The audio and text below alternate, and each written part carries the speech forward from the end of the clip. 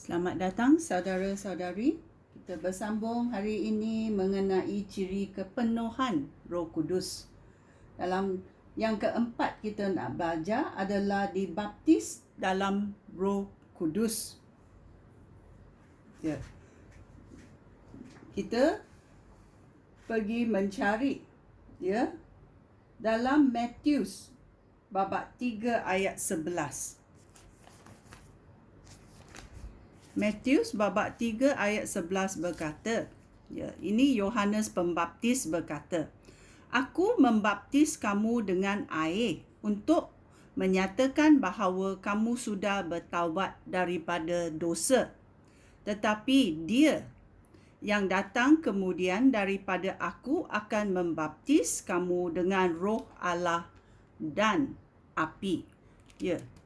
Pertama, kita tahu bahawa pembaptisan ini berlaku kerana kita mahu bertaubat daripada dosa.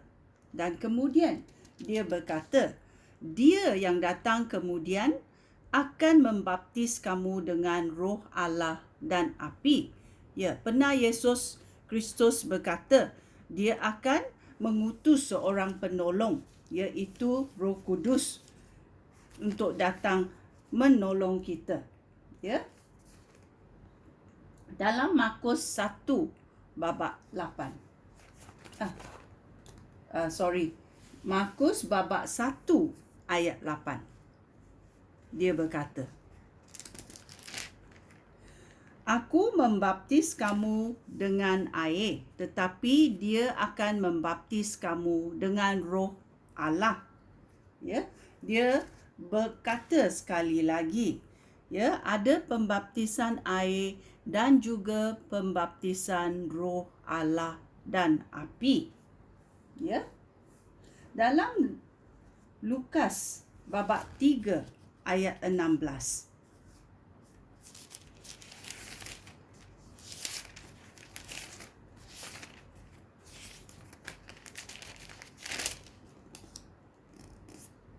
Dia berkata, Yohanes berkata kepada mereka, iaitu Yohanes Pembaptis berkata, "Aku membaptis kamu dengan air, tetapi dia yang lebih besar daripada aku akan datang.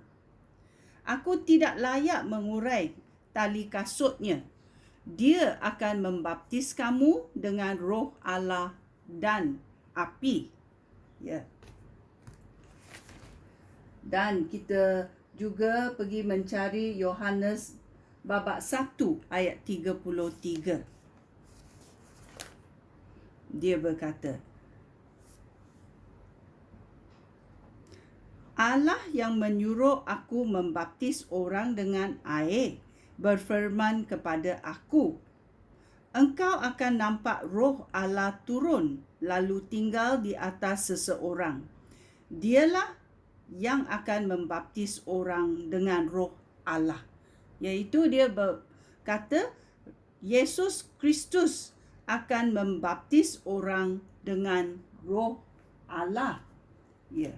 Kisah Rasul-Rasul bab 1 ayat 5. Dia berkata, "Yohanes Pembaptis kamu dengan air, tetapi beberapa hari lagi kamu akan dibaptis dengan Roh Allah." So, bila kita dibaptis di gereja, kita dibaptis dengan air dan kita dibaptis dengan Roh Allah dan api demi nama Yesus Kristus. Ini sungguh pentingnya kerana ada pembaptisan air dan pembaptisan Roh Allah. Dalam gambar kita pun saksikan ajaibnya air dan api tidak boleh bercampur. Tetapi apa yang ajaibnya ini berlaku dalam seseorang yang menerima penyelamatan Yesus Kristus. Dalam ayat Kisah Rasul-Rasul ayat 16 bab 11 berkata, "Aku teringat bahawa Tuhan pernah berkata, Yohanes membaptis dengan air, tetapi kamu akan dibaptis dengan Roh Allah. So, setiap manusia yang menerima Yesus Kristus akan dibaptis dengan air dan juga dibaptis dengan Roh Allah dan api. Ini menjadi cara kita boleh dipenuhi oleh Roh Kudus. Kita dibaptis dalam Roh Kudus oleh Yesus Kristus. Sekian, terima kasih. Shalom.